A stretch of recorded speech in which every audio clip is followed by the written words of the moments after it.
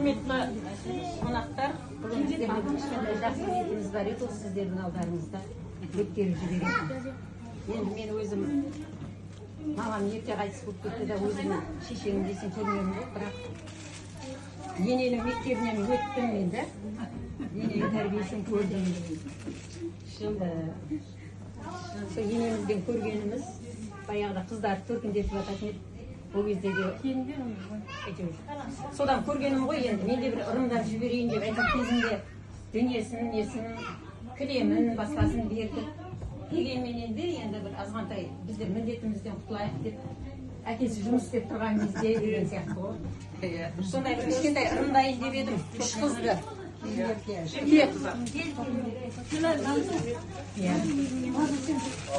Сен үлкен.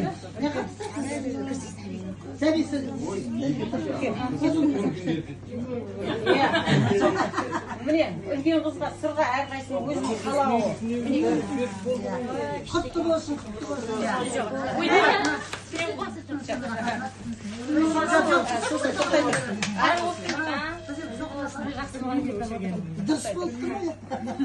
Одан кейінгі қызға.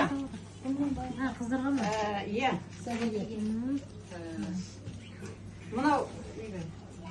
Мынандай браслет енді.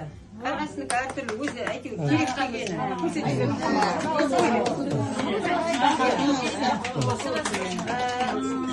Мына кішкентай қызға енді өзінің қалауы бір доптамалақ деген онша қалам керек. Иә, жастардың мосикін мынандай оригинал болу керек еді. Сосын тағы біреу. Тағы бір қызым бар десең да. Енді мінекей осы тойға себеп болып отырған алтын асықтай мына бір шүпірлегендерді дүниеге әкеп атқан әулетіміздің ұрпағымыз жалғастырып атқан неке келініме бір сақина.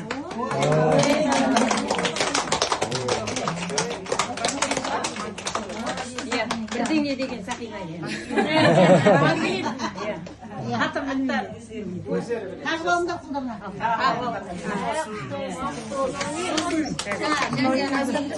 Сосын айтқандай бір коробка несі бар. Ыдыс-аяғы бар да, оны ауыр көтеріп жүрміз. Жер үйде тұр, алып кетеді. Сосын қыздарға.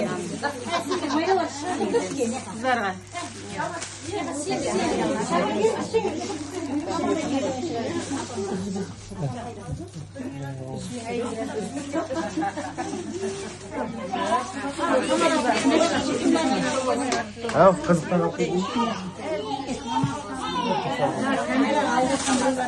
Қайсы үш қыз киіп алды.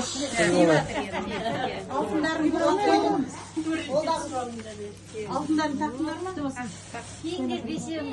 Қошемет қойыңыздар, осындай күнге жетіңіздер.